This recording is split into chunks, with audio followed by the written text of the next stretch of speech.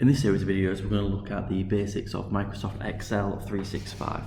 So this is the newest version of Excel, so some of the button places and some of the different features are slightly different, but there shouldn't be much different. And things like formulas and functions are exactly the same. So I wanted to go through first was the very basics. So we're talking about the layout, how we sort of calculate values and things like that. So firstly, this is a worksheet. So in Excel you can have multiple worksheets. You see I've got 4 worksheets at the bottom. I've got starter, 200 metre race, theatre and zoo tasks. So these are just some things that we've used with students in school. You've got all of your columns, so they're all referenced by letters, so A, B, C, D and so on. And then you've got all of your rows which are numbered. So if I click here, this is B2 and it says cafe in that cell. Each of these little boxes are called cells, and the cell that you're currently clicked on is called the active cell. Now, there's 2 main features of Excel that you'll be using, and that is formulas and functions. Now, a formula is an expression which calculates the value of a cell. So usually, if you times 2 numbers together, you'll be using the formula. A function is a predefined formula. So things like averages, minimum, maximum, sum, those are all examples of formulas which we're going to go through today. So first things first, we're going to look at this spreadsheet on here, which has just got a bunch of items from a shop maybe, and how many things are sold and how much they cost. So quite often when you're using a spreadsheet, you're quite often using it for maths. So accountants will use Excel, bookkeepers, things like that. I personally use them for tracking things like my spending and my outgoings, or working out how much I need for a holiday, things like that. Not to mention the things I use as a teacher, such as tracking and things like that. So first things first, I'm going to look at this cell here. Now there's 2 ways I could go about doing this.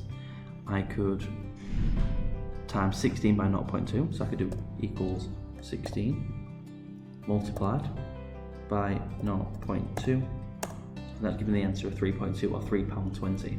Now that's one way of doing it, which isn't the best way, because if I suddenly said, right, actually I'm going to set these for 0.5, well, that's now wrong. I have to go change this formula as well. So the better way of doing it is equal the first cell you want multiplied by the second cell. Now you'll notice that I use the asterisk, the star, to multiply. That's because the plus for adding up is a plus, a dash is for minus, a forward slash is for divide, and an asterisk is for timesing or multiplying.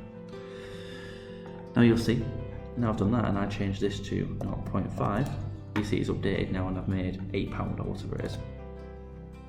Now the next thing you can do is I could do the formula multiple times. However, that's not the most efficient way. Now one of the main things about using a software package is it's meant to speed time up, you're meant to get things done faster.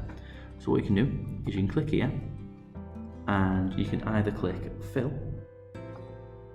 down, and that'll fill the next cell underneath like that. You see I've done that on the title, so it's copied the title, so I'm just going to Control Z that. But one thing you can do is click here, the little square in the bottom corner is how I do it, drag down, and you'll see it's now copied that cell, but it also updates to C11, C12 and so on. That's because this is what's called a relative cell reference, which we'll look at later on. Now in the next cell we can see that it's how much we actually sell the actual item for.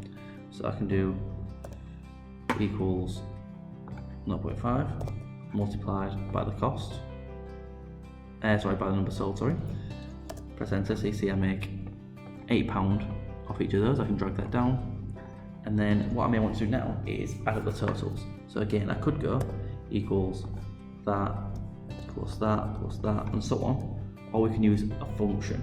So we do equals sum, click, drag down like that, close my bracket, so G4 to G12, press enter and it adds that up. I do exactly the same thing here, and you see now it's added them up. Now I've got my final cell here, where I want to work out the total profit, which is how much you have made, take away how much it cost you. So go equals my total sales, take away my total costs, and my total there is £120. Now with formulas, if I could change that, I could change that to divide or multiply, whatever it is that I want to do. That's really good. Now, some more functions that we're going to look at, if I just do one here, is the average, min and max functions. Now, these functions, obviously the average works out the average, so it adds up the numbers and divides by how many there are. Then you've got minimum, which returns the smallest value in a set, and maximum, which returns the largest. So if I go equals and start typing average, you see I've got average here, click average, and highlight the cells that I want to average, and you see 17.07. I can use the fill handle and drag that down again. Now for the fastest time, obviously if you're faster, it's going to be the smaller number, so we're going to use equals min. So equals min, so it says returns the smallest number in a set of values, so open my brackets up, highlight those, and then here I can do equals max because I want the slowest one, which would be 17.5, and then I can again drag multiple cells and fill them in, and that's completed. So that is average, minimum and maximum. Now here's another example just to sort of recap some of the things we've done. So in this one we've got how many people came to various showings at the theatre and how much the ticket prices are. So to work out the income, I've got times how many people went multiplied by the ticket price and drag that down, and then exactly the same thing, ticket price times by how many people went to the 5 o'clock showing. Then to make a total profit, I can do income plus the income there, drag that down, and then for the total, I'm going to use the function of sum, and I do the same for this one.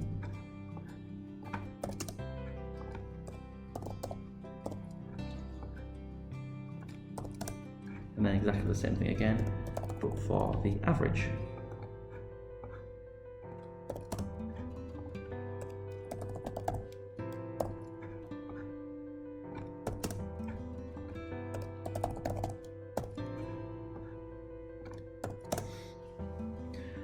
So that's it, and that's the basics so far. So we've looked at the average, min, max and sum functions. We've looked at the difference between a function and a formula, what the different cell references are, what an active cell is, and basics of how we go about navigating through a spreadsheet.